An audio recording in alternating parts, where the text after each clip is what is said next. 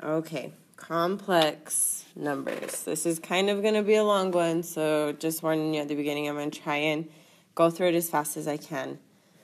So, imaginary numbers, equations such as x squared plus 1 equals 0 have no real solutions, so mathematicians define the complex numbers to represent these solutions. That means that these solutions have the imaginary unit I in them. And I is defined as the square root of negative 1. And this is useful when working with square roots of negative numbers, which we'll get into, and you should have done this in previous math courses. A pure imaginary number is written in the form of a plus bi, where a is the real number and bi is the imaginary part. Okay. Now let's get into these. So we're going to simplify these negative square roots. So first we need to rewrite this. So let's look at example A. So that can be written as negative 1 times 9. Okay. We know that the square root of negative 1 equals I, right here. And we know that the square root of 9 is 3. And if you don't know that, then put it in your calculator and discover that the square root of 9 is 3. So that is 3i. Okay. B, we can rewrite that as negative 1 times 196. The square root of 196 is 14. And the square root of negative 1 is I. And the way to check that, if you're not sure if it's a square root, just put it in your calculator and see, oh, is that a square root or not? And if it's not, then I'll show you what to do from there. C, that can be written as negative 1 times 5. 5 is not a square root, so that's just going to be I square roots of 5. And if there's a square root, you put the I in front of it. If there's not a square root, you put the I after the number. Okay? 80. Negative 80, that can be written as negative 1 times 80, which is I square roots of 80, but we need to try and break down that 80. So I'm going to make a factor tree out of this. I know 2 times 40 is 80, 2 times 20 is 40, 2 times 10 is 20, and 2 times 5 is 10. So now I'm just going to circle my pairs. I have a pair of 2s, I have a pair of 2s again. That's what I'm going to pull out. You pull out the pairs. So I have 2 times I, and then the 5 stays in because that's what was left over right here. That was the last thing on the end of our tree. And then 2 times 2 is 4, so that's 4i squared, so 5. E, we're going to break that down. Negative 1 times the square root of 32. Which is I times the square root of 32. 32 is 2 times 16, which is 4 times 4, so I can pull out those 4s. So that's 4i square roots of 2, because the 2 is what's left over there. Okay, now 192, that's negative 1 times 192, which is I square roots of 192. Break that down, that's 2 times 96, 2 times 48, 2 times 24, 2 times 12, which is 2 times 6, which is 2 times 3. And notice, I always do these with 2s, so I do 2, 2, 2, and I break it down with 2s as much as I can until I can't break it down with 2s anymore, unless I know that it's like 16, which is 4 times 4. But 2s seem to be the easiest way to do these. If you do them different, that's fine. I don't really care as long as you're getting the same answer. So I can circle those ones, circle those ones, circle those ones. So I have 3 pairs of 2s. So that's 2 times 2 times 2 times I times the square root of 3, which is 8i square roots of 3. Okay, now let's get into solving equations with imaginary solutions. So the first thing is to isolate the squared term. So we have x squared plus 81 equals 0. I'm going to move that 81 over, so I get x squared equals negative 81. To get rid of that x squared, I'm going to square root both sides. So I get the square root of x squared equals the square root of negative 81, which the square root of negative 81 is 9i. And we have to do plus or minus. If you ever draw the square root in there, you have to do the plus or minus. So if there's like an equal sign, you have to do the plus or minus. Before, we weren't putting plus or minus because we were just simplifying it down. But now there's actually an equal sign in there, so you have to do the plus or minus. Okay, if that doesn't make sense, just talk to me in class. I'll explain it a little bit better. Again, so anytime you take a square root, you have to put plus or minus. Now let's do I. So I'm going to subtract the 15 over, and I get 4x squared equals negative 24. Divide by 4, you get x squared equals negative 6. Square root both sides, and you get x equals plus or minus I square roots of 6. Again, there's that plus or minus. We have an equal sign, so you have to put the plus or minus. Okay. Now for this one, I'm going to add the 5 over. So I get 3x squared equals negative 441. Divide by 3. X squared equals negative 147. Square root both sides. And I get x equals plus or minus I square roots of 147. Which, that breaks down to 7I square roots of 3. Okay. And just do that one in your calculator. Do the same thing. Do a factor tree and break it down. Okay. If you need help with that one, again, ask me in class. I'll explain it. You do H, J, and L. Or save them for class or whatever. Okay. Now, let's fill out this little chart here. Remember that I equals the square root of negative 1. So I to the first power is the square root of negative 1, which is just I. We're going to keep these in terms of I. So I to the first power equals I. Pretty self-explanatory there. Now I squared, that's I times I, which is the square root of negative 1 times the square root of negative 1, which is negative 1. So I squared equals negative 1. Now I cubed, that's I squared times I. I know that I squared is negative 1, so that's negative 1 times I, which is negative I.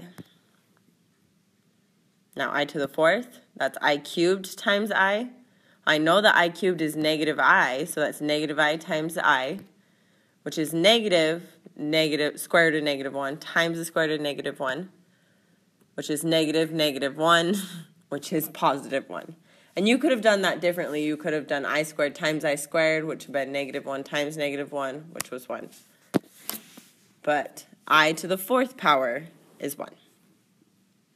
Now I to the fifth power, that's I to the fourth times I, which is 1 times I, which is I. Okay, I want you to watch for a pattern here. Now I to the sixth power is I to the fourth times I squared. So that's negative 1 times 1, which is negative 1. Are you noticing anything? Keep your eye out for a pattern. Now I to the seventh is I to the fourth times I cubed, which is 1 times negative I, which is negative I. Notice anything yet? I to the eighth is I to the fourth times I to the fourth, which is 1 times 1, which is 1. So if you haven't noticed the pattern, I really, really hope you did. I to the first power and I to the fifth power is I. I to the second power and I to the sixth power is negative 1. I cubed and I to the seventh is negative I. I to the fourth and I to the eighth is 1. So that means that I to the ninth would be I. I to the 10th would be negative 1. I to the 11th would be negative I. I to the 8th would be 1, and so on and so forth. Okay? So this pattern just continues forever. Now to figure out I raised to any power, divide that number by 4 and look at the remainder. So we have I to the 15th power. 15 divided by 4 is, it goes in 3 times because 4, 8, 12, and then we have 3 left over. So that's going to be I to the fourth times I to the fourth times I to the fourth times I cubed. But I to the fourth is 1, so we really just are looking at I cubed, which is negative I. Now 62 divided by 4 is 15, and we have a remainder of 2. So that's just I squared, which would be negative 1. Okay, now simplifying expressions. So we have 4i times 7i. We're going to multiply the numbers. So 4 times 7 is 28 times I squared. Remember, I squared is negative 1. So that's 28 times negative 1, which is negative 28. Now, we have 2i cubed times 5i. If you ever have something raised to a power, that means you have that thing multiplied by itself however many times. So 2i cubed, I have 2i times 2i times 2i. And then I'm going to multiply those together. So 2 times 2 times 2 times 5. Then I have 4 i's there. So 2 times 2 times 2 times 5 is 40. I to the fourth is 1. So that's just 40. Okay? For this one, if you have square roots, you can just put them all underneath the same square root and multiply inside. So I have the square root of negative 18 times negative 10, which would be the square root of 180, which is the 6 square roots of 5. And you just break that down using a factor tree. Okay? You do P, R, and T. Or save them for class. We might do them in class. But do them now just to make sure you can. Those are the answers to them. Okay. The complex numbers, consider the number 5 plus 2i, because 5 is a real number and 2i is a primary imaginary number. They are not like terms and can't be combined. This type of number is called a complex number. And standard form of a complex number is a plus bi, where a is your real number and bi is the imaginary part. So we're going to simplify these, and to simplify these, you just combine like terms. So we have negative 11 plus 9 and 3i plus 2i, which is negative 2 plus 5i. Same thing here, 4 plus 7 is 11. I minus 5i is negative 4i. For w, we have a subtraction sign. That means we have to distribute it. So that would be negative 2 minus 6i, and then you can combine those. So that would be 5 minus 8i, and that's it. And then x, again, distribute the subtraction sign, but you only distribute to the parentheses right behind it. So then we have negative 14 plus 5 is negative 9. 6i plus I is 7i, minus 3i is 4i. And that's it. Okay? Recall that I squared equals negative 1. And our final answers must be in the form a plus bi, so I has to come second. So here I'm just going to distribute that 2i in, so I get 16i minus 6i squared. I squared is negative 1, so that's going to be 16i plus 6. And I just need to put it in the form of a plus bi, so that's 6 plus 16i. Okay. For this one, I'm going to use distribution here. So 7 times 4 is 28. 7 times negative I is negative 7i. 4 times I is 4i. I times negative I is I squared. Negative I squared. Can combine those middle ones. And I squared is negative 1. So I have 28 minus 3i minus negative 1. If you subtract a negative, it changes to a positive. So that's 29 minus 3i. Okay, and then CC. So this is, if you have something squared, that's just the same thing twice. So I have 6 minus 2i times 6 minus 2i, which is distribution. 36, 6 times 6 is 36. 6 times negative 2i is negative 12i. 6 times negative 2i is negative 12i. Negative 2i times negative 2i is 4i squared. I squared is negative 1. I can combine those 12i's to become 24i. And that's 36 minus 24i minus 4, which is 32 minus 24i. Okay, you do those last ones. There's those answers there. And then two complex numbers of the form a plus bi and a minus bi are complex conjugates. This is important to remember. So this right here, you need to remember this. Sorry, I didn't mean to cross that out. So a plus bi and a minus bi are called complex conjugates. Remember that. And the product of two conjugates is always a real number. And this is going to help us when we have fractions and we have imaginary numbers in the denominator. So if we look at EE, we have 8 plus I and 8 minus I. Use distribution, so we have 64 minus 8i plus 8i minus I squared. Those 8i's are gone, and I have 64 minus negative 1, which is 65. Okay, let's look at FF. So I have distribution here, so 25 plus 20i minus 20i minus 16i squared, which is 25 minus 16 times negative 1, which is 25 plus 16, which is 41. Okay, so the product of complex conjugates is always a squared plus b squared. Every single time. Remember this. This is another thing you need to remember. I would write that down. Okay? Sorry, lots of scribbles. Write that down. And then let's do these. So I cannot be in the denominator of a complex number. It's just one of those weird things that mathematicians decided, no, we are not going to do that because we don't want to, okay? So if I is in the bottom, and it's just I, there's no plus or minuses, it's just I in the bottom, like 2I or 4I or 7I or whatever it may be, you multiply top and bottom by I. If the bottom is a binomial, you multiply top and bottom by the conjugate, which is what we just talked about. So let's look at GG. So I have 10 over 2I. We got to get that I out of the denominator because mathematicians don't like that.